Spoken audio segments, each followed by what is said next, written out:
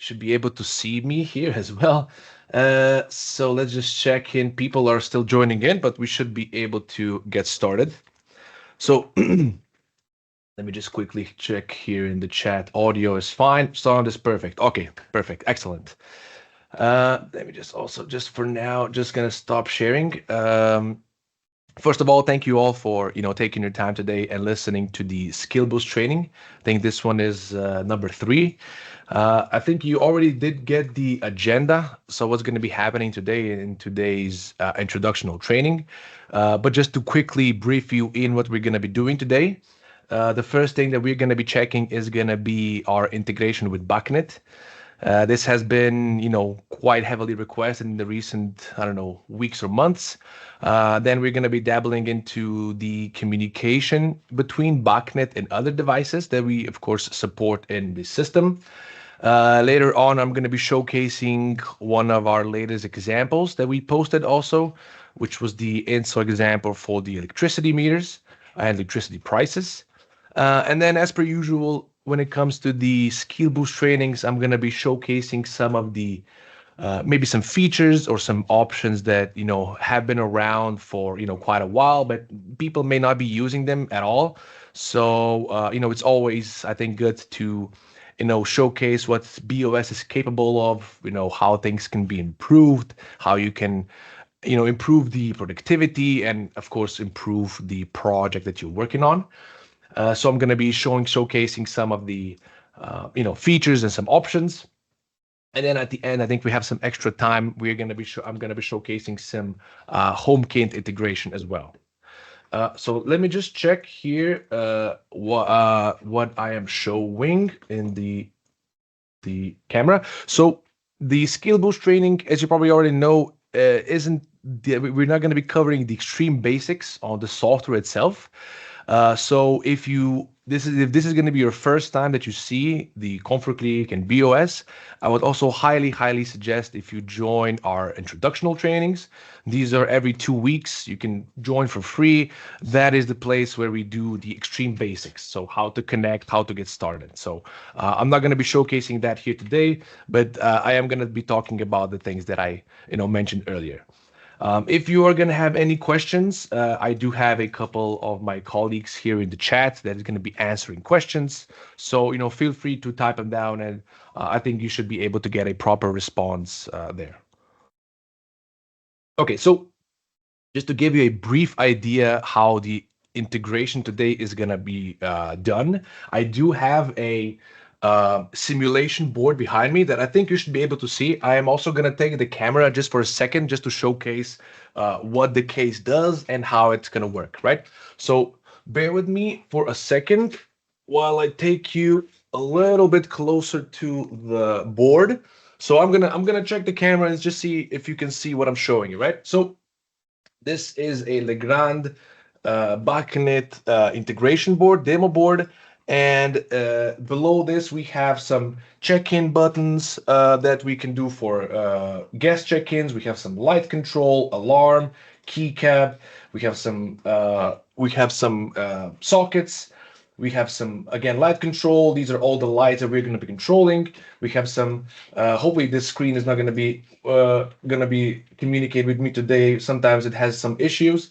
We have some control for the temperatures and some fan speeds and so on. So the idea is today that I'm going to be integrating the panel, the board, and I'm just going to be referring to it behind me, and I'm going to showcase it behind me, and I'll show you basically what we're doing. When it comes to the other devices, I also have a KNX wall switch here as well for the KNX integration. So I will also show you, and then I can also basically show you how the communication between the BACnet and KNX can be done. Okay, so I will now also start sharing my screen just so I can show you how all this is done in bOS. Okay. So I think you should be able to see the screen. Flavio or someone, just let me know if you can see the screen that I'm sharing, just so I know that everything is okay. But I think it should be. Yes, all good. Okay, perfect. So Of course, since we are integrating BACnet devices into our project, the first thing that I'm going to be, of course, doing is going to be adding our BACnet driver into our devices. Just a quick note, I am not going to be showcasing the integration with KNX. This, I think we all know how this is done, but I do have the switch here has some light control and some temperature set point controls. So if I press the button on the KNX switch, you can see that the value of the switch has been to true and false, and same goes for temperature. So if I go temperature set point and if I set it to 23, we can see that the value is live here. So the KNX part works. The KNX part has been done. The next step that we're going to be doing is, of course, going to be doing the BACnet part. So the first thing, you add the BACnet driver into your configurator, and you can see we support all the connection types. So depending on the device, on the gateway, and of course on the system, you can switch between different connection types. We have, IP, serial. Also, if you do have a project and if you are running our Jigsaw Pro, and if the BACnet device requires a serial connectivity, you can also use the Jigsaw Pro internal gateway to connect to your BACnet device and then control the devices that are in the project, right? Of course, read the instructional manual when it comes for the connection settings. So it's going to be easier, and we can actually set the connection up. But for today, the BACnet board that I do have has an IP interface. So I am going to be switching from Jigsaw back to IP. I'm going to leave the port and all the connection settings set to default because that's how the board is set up. And below this, we have generated node names. So this function, basically, when we are going to be importing the BACnet addresses, bOS is going to generate the names for us. So it's going to be easier for us to identify what is what. So bOS is going to tell you that this is a temperature set point, circuit board, lights, shades. So it's going to be easier for us to then identify and control the devices. And we can, of course, sort them for easier transparency. Subscription time is for our COV subscription. So when we're going to be subscribing and get live feedback from the device, this is the time that we set. And I'll show you later on. We also have a cyclical read. That is basically the setting for this is here in the main BACnet node.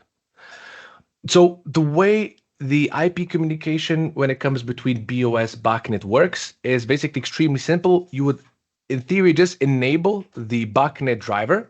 And when you enable the BACnet driver, bOS sends out a who is. So is there a BACnet device that's ready to communicate with us? And it should, in theory, the device should respond, yes, I am here and I can connect. So if I enable this driver, the bOS sends out the signal, and you can see that we immediately get a response from the board. So the board is basically ready for our connection. If for any reason you don't get a response, you can also, of course, check the settings if this device is by default sending out this data that we are able to connect. If not, you can also select the main BACnet node, you press add, and you can also add the device in manually. So for manual device adding, you will need to know basically all the devices configuration or the connection settings. So you would open basically the address up and you would fill in all the necessary information for the device, to connect to the device. So that is only in cases if the device may not be added automatically in. But unfortunately for us, the device here has been, able to respond, and we can see that all the information from the device has been now listed here.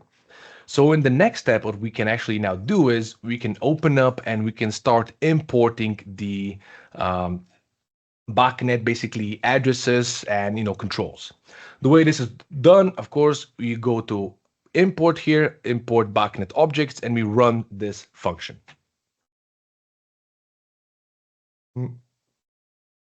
we can see that all of these, so BACnet has responded and say this particular board behind me has all of these basically addresses and options for us to control the device. And at this point, when it comes for current version of bOS, there are some minor things that we are going to be improving. First thing is going to be we are going to be adding in the select all option, because currently it is a little bit of a trick that you need to do in order to select all. So the way you would work normally now would be you would select whichever address you're going to be controlling and you would import it in. But unfortunately here you can see that we can't actually tell what these addresses are, which is also kind of tricky for us, at least now, because we don't know what these analog inputs are. We don't know what object's binary input is. So it's a little bit tricky. So the easiest thing that people are now doing is basically they are selecting all and importing everything and then removing the things that aren't needed. So in the next, I think, week or so, next 2 weeks, we're going to be releasing a brand new version that is going to be improving this import wizard. So as I mentioned, we're going to be adding a select all button, which is going to be selecting all the addresses.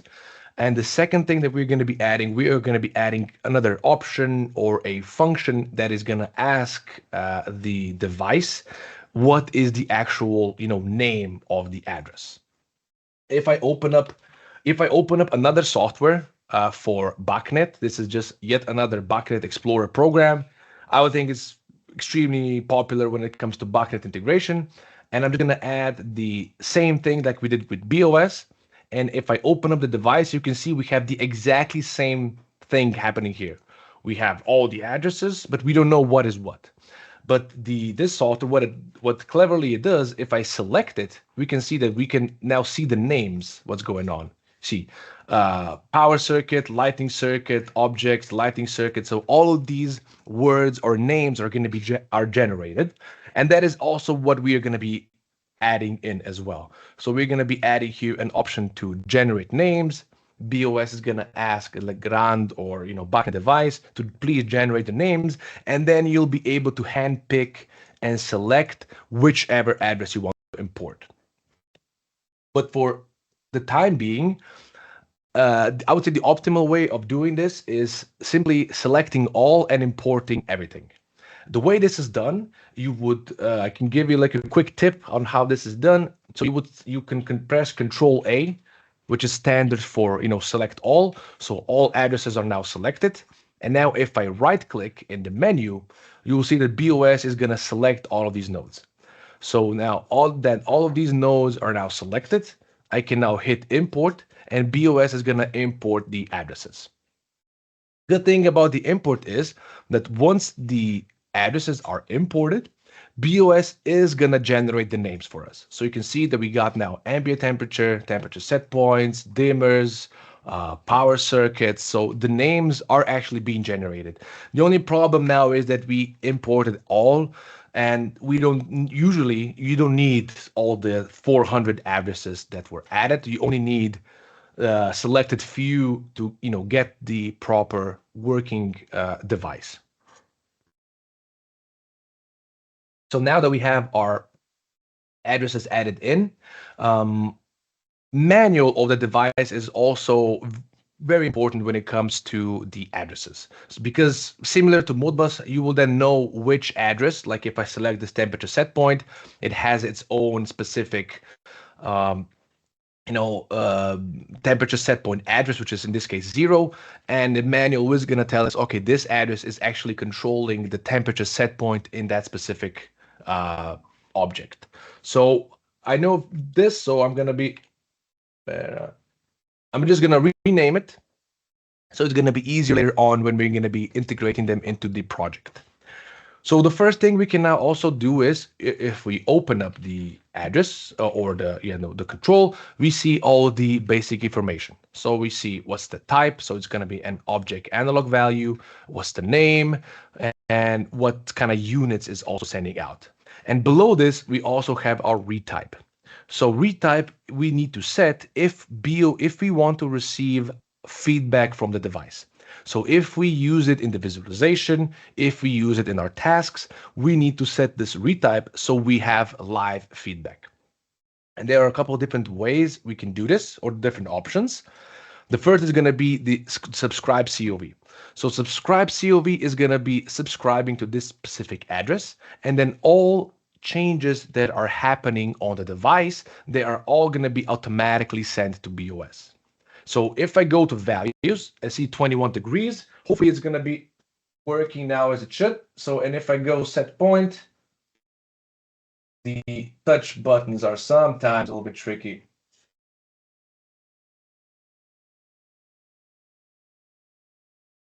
Sometimes I need to, it's a little bit of the touch screen. So 24 degrees. We set the temperature set point to 24. It takes a second or so for the device to send the value out, and we can see that we have feedback in the configurator.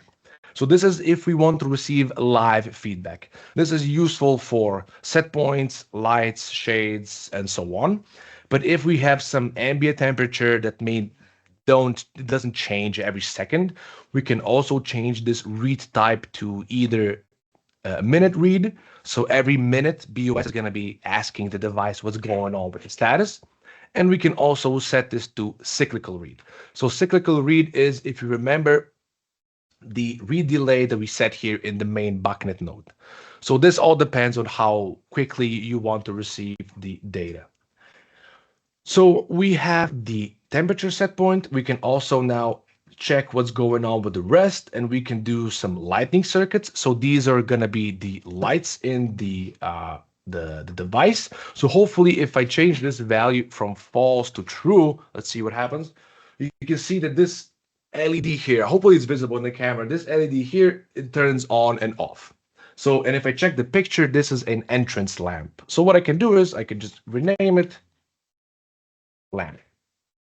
And think this C3 should be this top lamp. As you can see, C3 is this ceiling lamp, basically, then turning on and off. And now we can also add this in and rename this to ceiling lamp. And of course, in order for me to get live feedback from what's going on with the device, I'm also going to subscribe to both of these lamps. So if someone in the room or someone does actually change the value of the lamps, we're going to be receive live feedback in here in the configurator. We also have some fan speeds. So for fan control, so let's do fan speed. And if I subscribe again with the subscribe COV, if I press the, let's say, fan speed and I increase it to number 3, we can see that we also get the fan speed value here. So in theory, that is basically it when it comes to the BACnet integration. All in all, I think the process is fairly simple. We just need to get the device in. Later on with the next update, when the import wizard is going to be a little bit improved, it's going to be even easier because we're going to have a lot less of all of these unnecessary nodes that maybe we don't need. So that's going to be a great addition or improvement when it comes to the BACnet integration. But as long as you have, as long as the device is added in and the import wizard works, the whole process then by just simply renaming and adding these devices to the visualization onto our tasks should be fairly simple. So since now that we have the BACnet controller device working, now we can now also start communicating with other devices. Communication between other devices can actually be done fairly simple and easy. To do this, to communicate between, let's say, BACnet and then our KNX, can be done extremely simple just by using a couple of variables. So if I go under tasks, I'm just going to create a folder, let's say BACnet KNX communication. So we add this folder in, and the next thing we need to do, we can now start adding our variables. So if I go and press add, I have all of these variables that I can use. And of course, if I want to link, lights and shades and temperature control, I will need to use exactly the same type. So if we are using a Boolean value, so on and off, I will need to use a Boolean variable. Temperature set point, of course, is going to be our double. So you need to be careful when you're linking these addresses together that you are using the correct types. So let's say entrance lamp. So we're going to be adding those two, and then ceiling lamp, add this in, and then also we have our double for temperature set point. Set point. Yeah. And when I add the variables in, you can see that we have these reference options. So if you have been using bOS for quite a while, you see that you will know that this wasn't an option, like, I don't know, a couple of updates back. I don't know which release it was that we added this in, but this has now greatly improved the workflow and the ease of use when it comes to the communication between devices. Because what this is now going to allow us is I can go, let's say the ceiling lamp, that's the big one that you can see. I can go to my BACnet. I can add the, let's find it, ceiling lamp. I can add the ceiling lamp. And what I can do also is I can go to my KNX set point, light 2, for instance, and I can also add the KNX lamp in. So what is this now going to allow us that I can actually go into the KNX switch that I have here. I press it and I turn the lamp off, as you can see. And now with just a simple, variable, an entrance lamp Boolean variable, I was able to very, very quickly and easily have this communication between KNX and BACnet. So in the past, in some cases, when it comes to some specific statuses and control, you will still need to use, let's say, a program task for, checking up the statuses. But in most cases, with a simple integration like this, you can just add a variable and you can just add these two in, and it basically communicates both ways. So if I would change BACnet, it will then change on the KNX. And if I change the KNX, of course, it's going to go back to BACnet. So this is a perfect combination if you have a ton of BACnet devices, lights on and off, but then you're also using KNX in the project. Same goes for the temperature set point. So for the temperature set point, I will go to KNX temperature set point. I would go on BACnet and also add the BACnet temperature set point. Yeah, so now we have, again, set point control for both of these devices. And if I press, let's say 21.5 degrees, we went from 24 or 23, but down to 21. So if you don't see it on the screen, I can also check it here on the BACnet. So values, we can see that we have 21.5. And if I would change, if I change it here, let's see, hopefully it's going to work. So it's 23 degrees on BACnet. The value should be sent to KNX as well. And you can see the KNX, value has also been changed. So as you can see, just by using a simple, variable, we were able to get a quick and simple communication between two completely different types of devices. Okay, so the next thing that we're going to be checking today is going to be the INSO example. So hopefully the integration with BACnet was clear enough. I think that I haven't been reading chat here, to be honest, but I think that our team is on point with some questions that you might have. Fine for now. Okay, so there were no questions. Okay, no problem. If you do have, like I mentioned, if you will have any questions, feel free to use the chat, type in the question, and our team is going to help you out. But the next thing that we're going to be checking today is going to be one of our latest examples. So this example has been done by one of our good clients. Shout out to Jürgen. He did an excellent job when it comes to the integration with the electricity prices.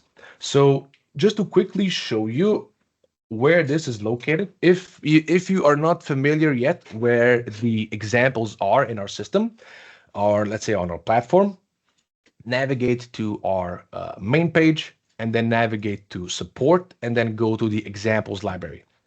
If you do post an example, and if the example is, well, and it's, very popular, people are using it, people are downloading it, it works, you can also win a, nice little reward as well. So depending, of course, on the example, on the use case, but feel free to post the examples. We usually review them, see if they're useful for other clients, and then we post them online. And as you can see, we have a ton of different examples. So if you do have any of these devices, feel free to check the examples and try to import them into your project. So if you have, let's say this Husqvarna Automore example, if you have this in your system, for instance, check out the example, check out the instructions, and then import it into your project. And we have a, variety of different examples from, some Modbus devices, cameras, door phones, some switches. So a ton, as you can see, I'm keep scrolling. There are a ton of different examples that you can choose. So I would highly recommend checking the examples list out. We also have some automation tags that you can use for some, ease of use of your project. And we also have some full projects that are done. These are could be used as a template for your next project. So if you're just starting out, I always recommend download the simple home example, because it can use like a very useful template for your first project. It has some KNX, has some logic, and you can download and use it. But for today, we are going to be opening up the Enso example. So Enso is a platform that provides electricity prices for European countries and a little bit further as well. So they are going to be providing, they have basically kind of three options. They have yesterday's, today, and tomorrow electricity prices. And good thing about this example is that you can, use it in your project. And then if you are planning on running some high, consumption, highly consumed, I don't know how to call it, power hungry device for any reason, you can check the prices.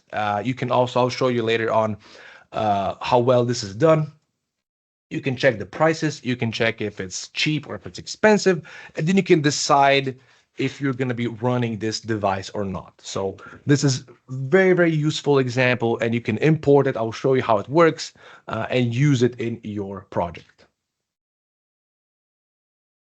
So what you can do is, like any other example, just press here the download button and download the example for this API basically. Read the instructional manuals. Everything is listed here. We also did a short YouTube tutorial video step by step, so you can also check the video out. But all of the information that is for the example, they are all listed here. So one thing, there are some things that you will need to do before actually using the example. So the first thing that we need to do is you need to create an account on the transparency platform. So this is the platform that they use, and you will need to create a free account. So you would go here, sign in, and then you would register. And one thing to note here that we are going to be needing this information for our API. So if I go to my bOS and if I import the Enso example under the devices, we are going to be needing this under authentication. We are going to be needing the username and password that is listed here. So, save this logins, because you're going to be needing them in the API. So I'm going to copy the username, and I'm going to go to the password, and also going to copy the password in as well. So this is the first thing that you need to do, of course, when it comes for this integration. And since we have the example now in, I can open the example up and I can kind of show you around how it works, right? So the main command that we are using is going to be this day ahead price. So this is going to be the main program, the main command that is going to be asking the API, and the API is going to be responding with all of the data that we need. So, but this day ahead price does require two things. One is going to be the API key that I'm going to show you later on, and the identification code key that I'm also going to show you later on how you can get it. But once those two are filled out, you would go to day ahead price and you would run it, and then you would get all the data in. The period 0 is going to be prices for yesterday. So, and currently we have prices for each hour, but they have recently updated some of the API. So we are going to be tweaking this task a little bit better. We might provide more info because they switch to different time variables. But I guess more on that maybe we can talk about later. So period 0 is going to be for yesterday, period 1 is today, and then period 2 is going to be tomorrow. And each individual period you can see comes with its own visualization panel. So you can use this, of course, in your project, right? So yesterday prices, you can see what was the maximum, what was the minimum, what was the average, and then prices for each individual hour. Similar goes for a period 1 for today. We have even more data here because we can see what's going on, what's the current price. bOS is also automatically logging these values. So there is a ton of info here that you can use. And similarly, it goes for the tomorrow values. So tomorrow values may be populated during the day. So you can expect in the morning to immediately receive values for tomorrow. But during the day, the INSO do populate the tomorrow's values. And as I mentioned, there is a ton of logic built into this example.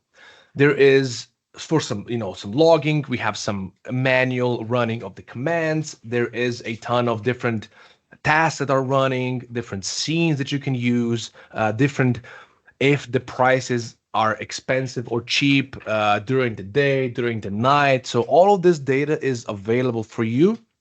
And then you can choose how basically how you would like to use them, right? So you could also just use it simply just to check the data and then do, or you can also, of course, link these values to your tasks, to your logic. So the controlling of the devices are automatic, right? Maybe you can have like a regular schedule to run some specific device, but then you can add an if sentence and say, oh, if is the price cheap or expensive? And if it's expensive, then maybe don't run the task, right? Or if it's cheap, then go ahead and run it. So just one of the many examples that you can use with this specific example. So when it comes for the integration, as I mentioned, the API key is going to be required for us to get the data in. The way you can get the API key is, of course, you create the account. So you sign in. The next step you do, you go to your dash panel or account settings. And here you're going to see the API security token.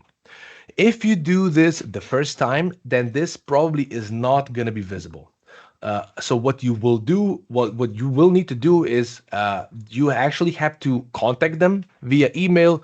Just send them an email, say, hello, I want to use your INSO API. This is my account information. And I think they're very fast with their response, and they were going to say, oh, okay, the API has been approved and you can now start using the API. And once that is approved, this button is going to appear and you can click generate a new token, which is then going to generate a brand new token for you. Keep in mind that each time that you want to view the token, if you press it again, you are going to be generating a brand new token. So press this button, generate a token, and save it somewhere so we can use it later on.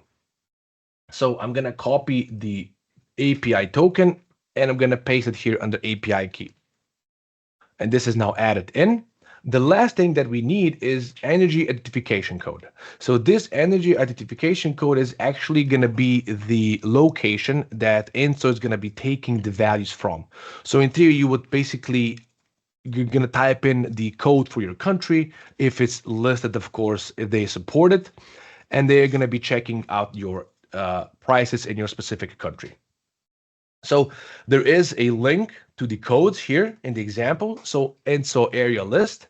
And this page opens up with the list of all the countries that INSO supports. So you can see there are a ton of different countries that are supported. So for me, I'm just going to type in Slovenia, and you can see this is the identification code that I need. So what I would do, I would copy it. I can go back to my energy identification code, and I can paste it in. And if everything is okay, if everything is running, we of course enable the driver. We go to day ahead price. We run this function. And if all is correct, we get a proper response containing all the prices for my country, basically. And what I can now do is if I go to period 1 and select this specific time frame, we can see the energy prices. This is, I think it's in megawatt hours, but there's also calculation for kilowatt hours.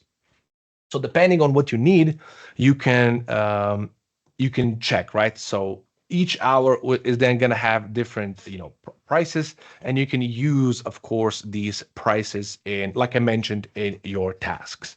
So at this point, this basically is when it comes to the example, you get this data in, and then you can, use it in any way you want, right? So. So as I mentioned, they did tweak the example or the API a little bit, so we're going to be refreshing it soon. But this is the way the API works. You would ask it, and then they're going to be responding you with the prices for your specific country. So let me just see if we do have uh, okay, we have some questions that are being answered, so that is okay there. So this will be for the API integration, and the next part that I'm going to be focusing on is going to be a little bit more on the um, ease of use of the program, the software basically, and how you can improve your configuration, how you can kind of speed up your process, and how to make everything much more transparent in your configuration, especially using bOS. So the first thing that we're going to be checking is going to be the different tabs that are available, whichever node that you select. So if I go to, let's say, this insert example, and if I open up this Boolean value or this double value, we have, of course, settings. You are familiar with this. This is where we set up, if you're working with KNX, this is where you set up your group addresses. If you are working with BACnet, this is where you set your read types. So this is where we set up the address that we're going to be using. Values is, of course, what is the current value. So this is, not going to spend too much time here. You are aware this is where you set the template. This is where you see the current value. But the next tab that we're going to be checking is going to be our usages. So many times we get questions, especially if there's a problem in the configuration, and some clients just cannot figure out where like I have this value and nowhere, it's not used anywhere, and it's just there and it's causing issues. And we always try to let them know, okay, did you try to check usages? Because usages are going to tell us where the node or where the device is being used. So in this case, you can see that this period here, this 4 to 5 a.m., is used 9 different times in the example. And now if I want, I can also open up specific node, and you can see how we are using this in an average for night values of this value.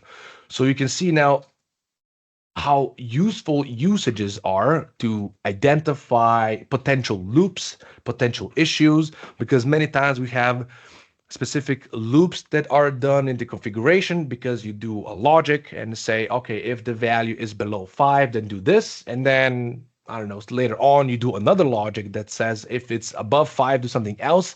And you may create a unintentional loop that may cause issues further down. So opening up usages, navigating to where basically the nodes are being used is going to greatly speed up the identification process, is going to speed up the error finding issues, and you can actually see how many times specific device or node is being used in the configuration. Some of the nodes also have functions tab. So if I go, let's say I added just a Sonos speaker here, just so I can show you the functions tab, because we have a bunch of different functions. Functions tab are here for us to basically run specific things on this node. So speaker, since we have Sonos speaker, you can see we can run number of different things here. So we can play favorite, pause, stop. So all of these are available for us to basically manually run. And this all again depends on what we select. So each individual node is going to have different functions. So if I run like this so you can see we only have the sand command. So it all depends on the node that will have different functions. And I can actually just show you quickly, if I try and drag and drop this speaker into my visualization, I can also manually switch between what I'm dragging into the visualization. So there's not just this player that I can add all of these values in. So I can add different values, and I can, of course, run different functions in the client, right? See, all of these that are run functions, they are all functions, these here, that can be also run in the client. So this is going to be the functions. The next, and I would say extremely underused function that has been in bOS since forever, and I've only maybe seen it once or twice. That is going to be the Notes tab. So Notes tab are very simple way for us to make the visualization or make the configuration more transparent, easily, you can easily check what's going on, right? So notes I would highly recommend using them if the project is big, a lot of devices, a lot of logic. Again, useful if you have multiple people doing the same project, like if you have someone that's doing some KNX and the other one is doing some BACnet, for instance. You can type in notes here, and this is again going to be very useful down the line, right? You do the project, you do the integration, everything is done, and then you do some, let's say, you do some complex logic, some program tasks for some beta, whatever, for the time. You do this, you know what's going on, and then 3 months later, you need to go through each individual command and see, what is this program task doing, right? Because you obviously forget. But if you go here in the notes, you could actually type in what this is doing, right? So you can say, this is a program task for, you can get for what is it actually doing. We can check for different time periods. So, and time periods, and it's checking if the price is cheap or expensive. So you can type in, you can play around with this, can make as many notes and write as many things that you want, but you can write a note here like this.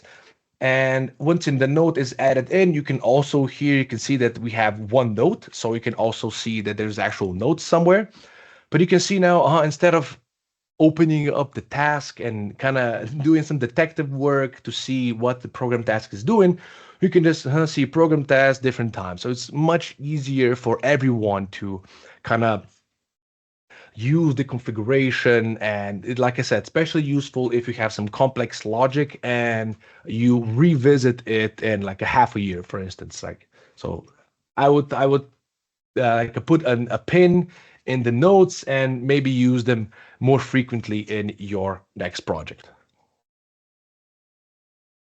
The last tab that we're going to be checking today is going to be this info tab. So info tab just basically contains basic information about the specific node that I've selected. So data path is actually a location that is on the disk itself where this is located. This could be useful for analog logs, for instance. If you want to back them up or save them somewhere else, there's actually the path where this is saved. Depth is actually how deep in the configuration tree the node is. It has its own ID. When it comes to, let's say, KNX, it could also be very useful because you can see that bOS is going to tell you what type this is as well. So we can see that this is a float value that is on KNX. So this is also another way to identify how specific things, what specific things are, and of course the exact path that is in the configuration. It is listed here under the info as well. The next thing that we're going to be checking today also is going to be areas. So areas is another thing that has been in bOS since I think forever, and it is extremely useful when it comes to bigger projects. I've seen people with small hotels or big hotels where they have, 10 floors and each floor has its own KNX, has cameras, has BACnet and so on. And they are all crammed under the devices, right? Because they don't know how to use areas, for instance. And areas can be extremely powerful, extremely useful for larger projects just because they are going to allow you to structure the configuration, structure the devices and logics much better. So the way you would work, you would go area, you would create a new area, and you can name this hotel, for instance. Oh, I already have one example ready. I know. Let's say, I don't know. Let's say floor one, for instance. You would create like a floor one, and you can see that bOS is going to generate devices, tasks, and themes for you. And now what you could do is you could add your KNX, you could add your BACnet, you can add your logic into the. Uh, so to continue where we left off, as I mentioned, I created the brand new area for the hotel, and now I can add the devices that are in specific floors. For instance, I can add floor one, floor two, and then I can add, a KNX for this floor. I can create, of course, BACnet for this floor, create of course, special tasks that are specific for this floor, and of course, the visualization that is going to be linked here. So no need to create 10 different KNX nodes in the main devices. We can very quickly create it here in the area and have it nice, structured, and easily accessible. I just have a simple example for a hotel. So I created an area for a hotel, and you can see we have different floors which with different rooms. So each room then has its own devices, tasks, and themes, right? So you can go, I have KNX devices here for some lights and shades. We have some lighting control, and each room has its own panel as well. So using the areas, it's very easy then to navigate between different rooms, see exactly where everything is. They have their own little package, their own little world within the areas, right? Okay, so the next thing that we're going to be doing is going to be our HomeKit integration. So HomeKit integration, always being asked on how it's done and how the communication is, how communication does work with bOS. And I'll show you basically how fairly simple and easy it is to do this, right? So HomeKit is located exactly the same as we have Alexa and Google Smart Home. And the integration process is very similar to those as well. So what I'm going to do is I'm going to go to HomeKit, add, and I'm going to add an endpoint here. And this is going to be my connection settings. But before I do the connection settings, I need to add all of my devices that I want to control with HomeKit, right? So I'm just going to keep it simple. Let's do ceiling lamp here. And of course, you can add any of these devices that you might have, right? Different devices are going to have different options like shades, valves, smoke sensors. They are all here and you can use them with their options. The ceiling lamp itself, as you can see, we have we have a required option and we also have an optional option.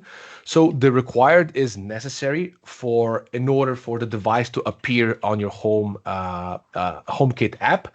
But the optional ones are here if the device has more options, like if you have brightness, hue, color, temperature, link those. If you don't, leave it as is. But the one that is required, the way it works, you would just link it to your actual device, right? So I can go on and off.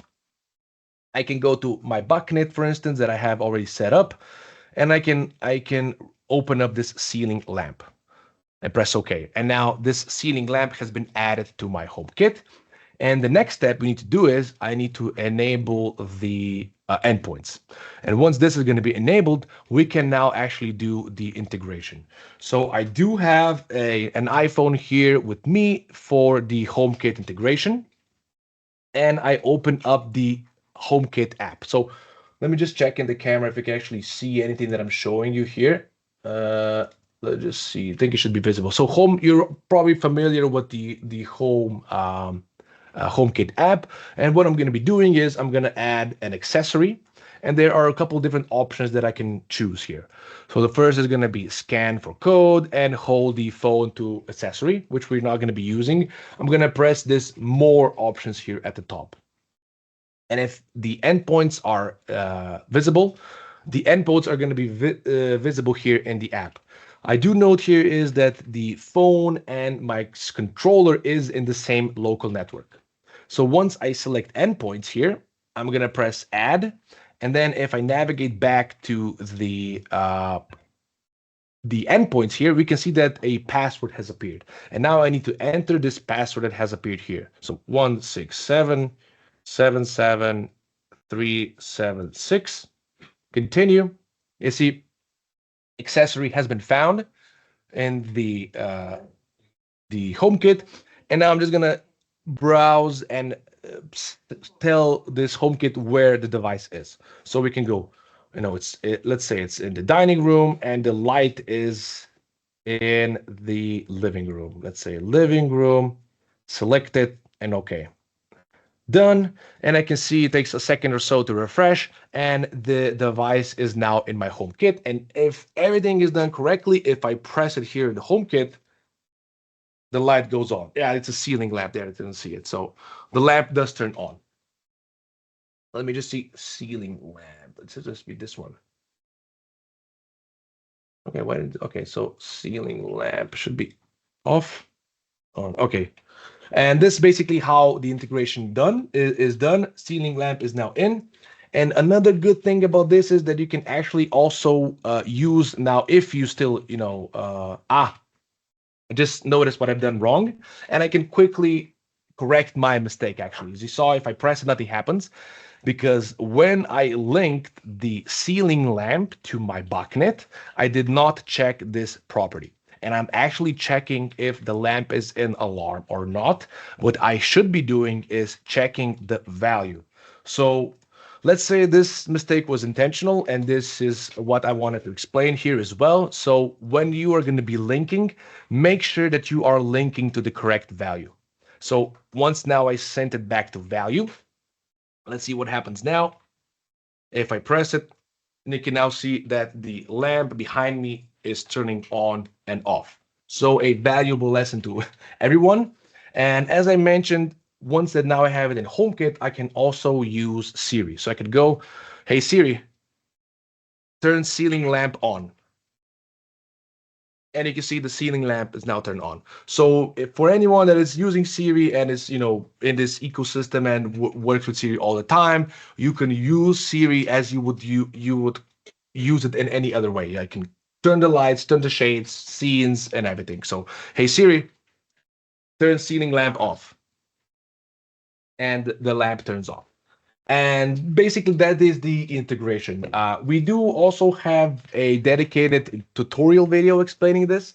So if anyone wants additional information, contact right here in the chat, and someone is gonna pin a link that you can actually check as well.